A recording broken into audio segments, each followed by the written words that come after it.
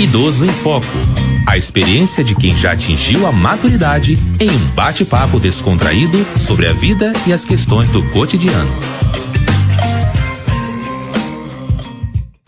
Olá, sou Diva Pérez, estou ao lado de Rosa Rinaldi. E hoje, no Idoso em Foco, iremos entrevistar o Dr. Renato Veras, que é professor, é médico e diretor da Universidade Aberta da Terceira Idade. Dr. Veras, é um grande prazer tê-lo como entrevistado aqui nos estúdios da Rádio UERJ. O prazer é todo meu estar falando na rádio da UERJ, né, como professor, docente há tantos anos na universidade, e estar na condução de um projeto tão bem sucedido que é a UNAT, e está podendo falar, né, um pouco sobre a história da UNAT, o que é a UNAT, no ano, né, que nós vamos comemorar o nosso 25º aniversário. A UNAT é um projeto que tem como característica, né, o entendimento do que a população mundial envelhece, que o Brasil envelhece e que está absolutamente fora de moda morrer cedo, né? Sim, sim. Então, já que nós sabemos que as populações vão chegar aos 70, 80, 90 e passar desse limite, né? Nós temos que ter uma universidade do porte da UERJ, uma universidade pública grande como é a nossa universidade, um olhar todo especial para essa projeção demográfica que indica que uma das poucas verdades que nós temos hoje é a seguinte: todo mundo vai viver mais que as gerações passadas. Claro. Então, o projeto da UNAT se iniciou há 25 anos atrás com essa característica de trazer cidadania, qualificação, incorporar o indivíduo no mundo, no dia a dia, pelo fato de que ninguém mais iria aceitar aos 55, 60, 65 anos ir para casa, ir para o aposento, né? Ou aposentadoria, né? Ficar quietinho no canto. Só que antigamente, como a morte chegava nesse período, era natural. Você trabalhava, aposentava e 2, 3 anos depois a morte chegava. Hoje é totalmente diferente. Hoje você, aos 60 anos, você tem uma perspectiva de vida de mais 25, 30 anos ou até mais. Pois não. Então, para nós termos uma ideia, o número de centenários no Brasil, quando nós mudamos o século, né, no ano 2000, é 12 mil pessoas de mais de 100 anos. A gente lembrava da Dona Canoa, né, a mãe do Caetano e da Betânia, ou então do grande Oscar Niemeyer, né? Hoje em dia já são mais de 30 mil brasileiros de mais de 100 anos. Essa questão da ampliação do tempo de vida, o nosso grande compromisso, nosso grande lema foi o seguinte: como dar qualidade a essas décadas a mais que serão vividos? Sim. Como dar saúde? Como proteger, na verdade, essas pessoas por um aspecto muito simples. Se você não tem um programa qualificado de monitoramento, acompanhamento, assistência médica, inclusão de lazer, participação social, integração com a família, você está trazendo um peso para essa pessoa, mas um peso não por alguns meses ou alguns anos, são décadas. O início da UNAT, a história inicial da UNAT, foi pensar, incluir esse cidadão que nós tínhamos certeza, e hoje está comprovado, que as pessoas iam viver muito mais, trazer com qualidade, dignidade e participação social. Dr. Veras, como é que o senhor analisa a estatística da longevidade mundial da brasileira? Esse é um processo que se dá no mundo todo, que é o país com maior expectativa de vida, como o Japão, os países europeus, onde a expectativa média de vida é acima dos 80 anos. Isso é a média, porque tem gente que chega aos 90 e 100, alguns que morrem antes, porque nesse mundo de hoje, muito violento, muito acidente de trânsito, muitos problemas, quer dizer, nós temos muitas mortes dos 15 aos 35 anos, que a medicina, o conhecimento científico não dá conta, né? É um evento muito pontual. Mas, então, esse envelhecimento se dá nos países ricos, mas também se dá nos países pobres. Tem um país africano, Serra Leoa, que é o país tido como o país mais pobre do mundo. A expectativa de Serra Leoa, que é bem pouco tempo atrás, era 33, 34 anos, já ultrapassa os 40. Então, o mundo todo envelhece. E por que o mundo envelhece? Que hoje, quando nós comparamos o mundo de hoje com 50, 80, 100 anos atrás, a água, apesar de não ser de nenhuma excelência, mas é muito melhor do que antigamente. O esgotamento sanitário também muitos fármacos, né? Vacinas, algumas cirurgias. Melhor qualidade, né? Então isso fez com que aumentasse muitos anos de vida. E é por isso que o nosso compromisso é como adicionar qualidade esses anos a mais que serão vividos, que não adianta, novamente, isso tem que ficar bem claro. Nós não queremos apenas esticar o número de anos. O nosso papel é adicionar qualidade nesses anos a mais que serão vividos. Agora, quanto a isso e quanto a essa longevidade, aqui na UNAT, qual é a média de idade? O ponto de corte no Brasil é estabelecido por lei, que é uma coisa que não precisava, é absurda. É 60 anos ou mais, você entra no grupo etário dos idosos. Esse ponto de corte estático, né? Obviamente é necessário para nível de pesquisa, para você fazer definições legais.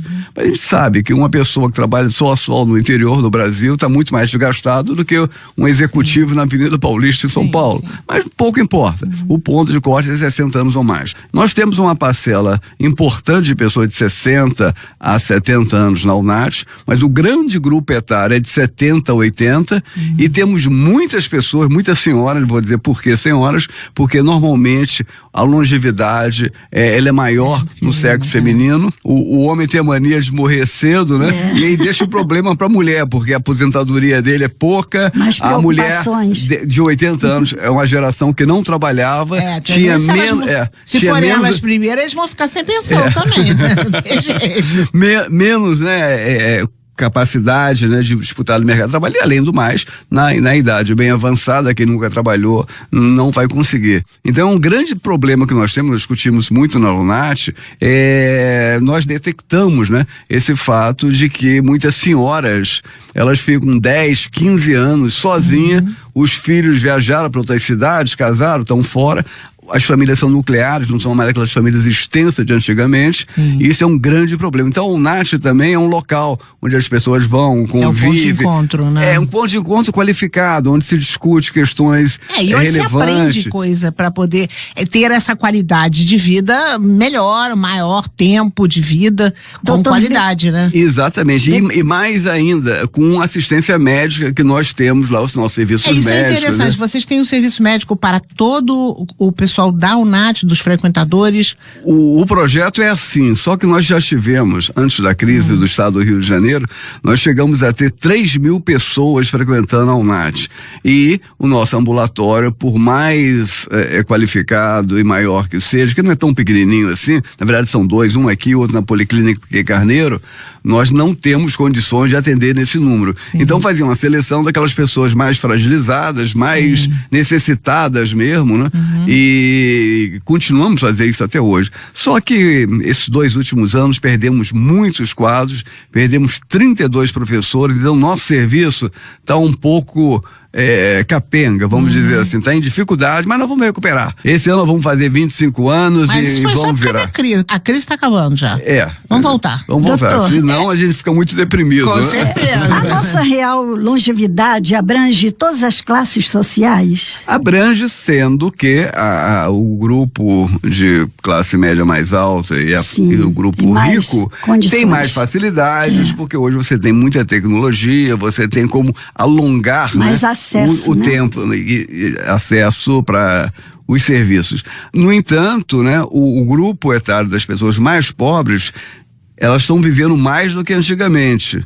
Quer dizer, o processo demográfico de envelhecimento são para todos, só que as pessoas com mais recursos conseguem alongar mais ainda, né, devido ao uso da tecnologia. O custo também de medicação, de tratamento, isso tudo pesa muito. Pesa muito, e hoje, inclusive, mesmo para as classes mais abastadas, com melhor poder aquisitivo, há grande dificuldade na questão, por exemplo, quando você perde a cognição, que você perde a memória. A perda da memória, a perda da cognição, ela se dá normalmente a partir dos 80, 85 anos em média. Como muita gente está passando esse limite, em alguns casos anteriores a essa data, você tem pessoas, família, classe média, até classe média alta, que a mãe daquela família, a senhora, com 3, 4 filhos, os filhos se reúnem e fazem, e agora que a gente faz, não sei o quê? Não, olha, nós temos um pequeno apartamento, vamos vender porque isso vai dar por uns 3, 4 anos para dar proteção para ela.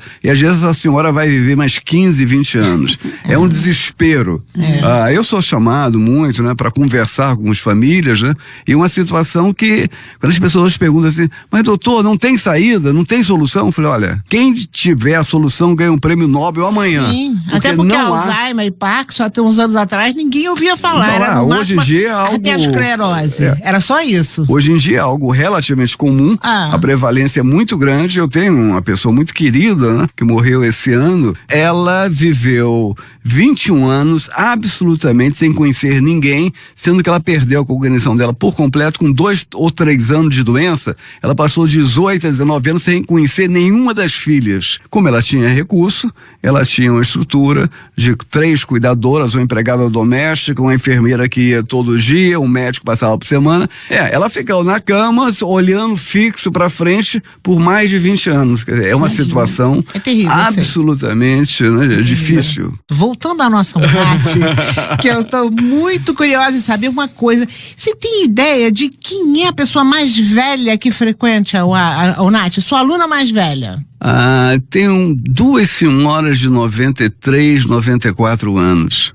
Há bem pouco tempo. Bem pouco tempo atrás, não. Já tem uns 5, 6 anos. Tinha uma senhora muito simples, muito humilde. Morava longe, né, mas vinha todo dia, praticamente, ao UNAT. Vinha ela e a filha.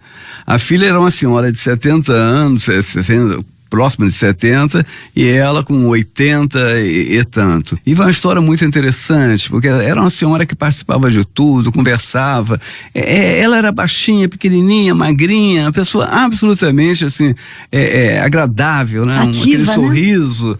E aí nós soubemos que essa senhora tinha sido internada. Aí a gente procurou saber qual era o hospital, aquele hospital público do MEA. Aí telefonamos lá pros médicos, falou, não, nada não, então ela vai ter alta. De fato, 2 semanas depois ela estava de volta com a filha, toda contente. Mas passou, ela estava já num processo já de fragilização, até que ela internou.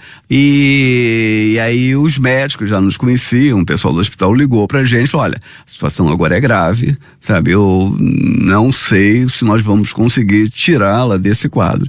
Aí a gente pediu para os nossos médicos irem lá discutir alguns remédios e tal. Bem, acabou dando certo, né? Era uma infecção muito grave, mas a gente conseguiu. E essa senhora teve alta. Mas no dia da alta dela, foi num domingo, né? Aí quando viu a filha, e a filha a viu, aí deu um abraço carinhoso. Aí eu falei, puxa, mamãe, que susto a senhora tá me dando, né? Eu pensei que eu não ia mais levar a senhora para casa. Aí a senhora, com a sua sabedoria, disse, minha filha morreu, hoje em dia tá difícil. É a crise. Essas são as histórias da UNAT que a gente tem, uma atrás da outra. Eu acho que deveria ser transcrito isso tudo num livro. Causos da UNAT. Olha que tem vários causos. Doutor Veras, tem uma perguntinha. Sobre os cursos da UNAT, estão em atividade total ou ainda há restrições? Olha, a UNAT até 2014, 2015, nós tínhamos 150 atividades absolutamente gratuitas, universidade pública, sobre todas as áreas, né? E tínhamos uma concorrência, uma procura de acima de 5.000 pessoas para 3.000 vagas. Imagina. Bem, esse período, infelizmente, não está mais assim. Que vai voltar. Vai voltar. Mas é a retomada. Estamos sempre, né, com a tentativa de ampliar esse número, né? Convidar pessoas que possam dar a sua contribuição, mas vamos ter que crescer. A UNAT tem que voltar a ter 150 atividades e 3.000 alunos. Hoje nós estamos com uns 300, 400, né? Sim. E pouca da atividade, mas vamos crescer. Sim. Doutor Veras, foi um grande prazer tê-lo aqui como entrevistado nos estúdios da UERJ. Agradeço e muito obrigada pelos esclarecimentos. Espero em breve poder convidá-lo para novos depoimentos aí, tá bom? Para vir nos contar da reabertura dos cursos. Exatamente, contar da abertura dos cursos e da belíssima festa que nós vamos fazer do 25º aniversário. Já está convidado. O programa Idoso em Foco fica por aqui. Eu sou Rosa Rinaldi. E eu, Diva Pérez. Até a próxima. Idoso em Foco. Apresentação: Diva Pérez e Rosa Rinaldi. Equipe técnica: Daniel Barros, Gledson Augustos e Eduardo Sobral. Locução: Leonardo Alexandre. Produção: Rádio Erge. Realização: Centro de Tecnologia Educacional CTE SR3.